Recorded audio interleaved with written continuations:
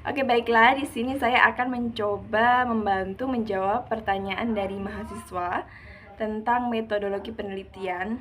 Oke, pertanyaan pertama itu yaitu, Bu, bagaimana kalau penelitian saya itu berjudul efektivitas alat permainan edukatif untuk meningkatkan psikologi perkembangan anak. Oke, di sini kita sudah melihat ya. Di sini dari judulnya itu kan efektivitas untuk meningkatkan. Berarti yang dilihat atau yang ingin diketahui itu adalah mengukur seberapa efektif alat permainan edukatif ini untuk meningkatkan psikologi perkembangan anak. Nah, ketika kita berbicara tentang mengukur, berarti di situ kita hasil datanya itu pasti angka. Nah, kalau untuk angka, metodologi penelitiannya menggunakan kuantitatif, jadi bukan kualitatif.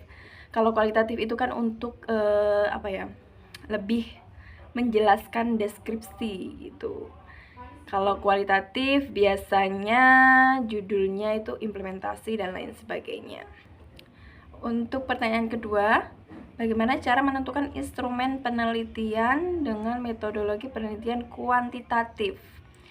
Oke, sebelum kita menentukan instrumen penelitian, kita harus mengetahui dulu jenis penelitian kita itu kan kuantitatif dengan pendekatan kuantitatif ya.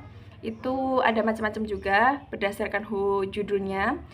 Kita menentukan instrumen penelitian itu dengan berdasarkan variabel judul kita. Tadi seperti contoh, jadi pertanyaan pertama itu kan efektivitas alat permainan edukatif untuk meningkatkan psikologi perkembangan anak. Nah, kemudian di situ kita turunkan, kita breakdown dari variabel yang ingin kita ukur tadi kan dari psikologi perkembangan.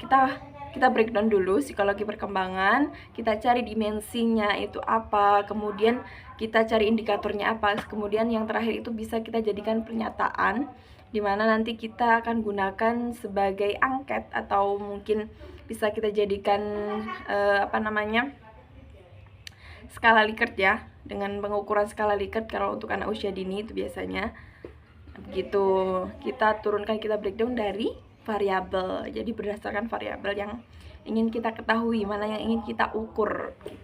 Nah, judul efektivitas alat permainan edukatif berdasarkan untuk meningkatkan psikologi perkembangan anak. Nah, dari judul tersebut, bagaimana kita bisa tahu latar belakang yang tepat bagaimana? Jadi sebelum kita menentukan judul itu seharusnya kita sudah mengetahui latar belakangnya. Jadi judul itu sebenarnya mengikuti latar belakang kita melakukan penelitian tersebut.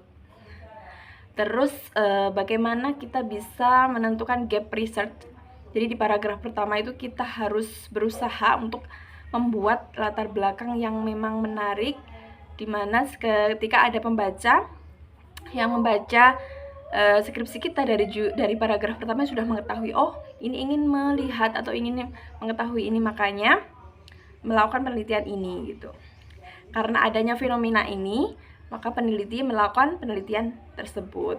Ya, untuk melakukan penelitian ini, jadi teman-teman yang mengerjakan penelitian dengan menggunakan kuantitatif, beri proses pengelolaan datanya bagaimana nanti di bab 4-nya itu bagaimana cara mengolah datanya, data yang sudah kita ambil ketika observasi, wawancara, dokumentasi dan lain sebagainya.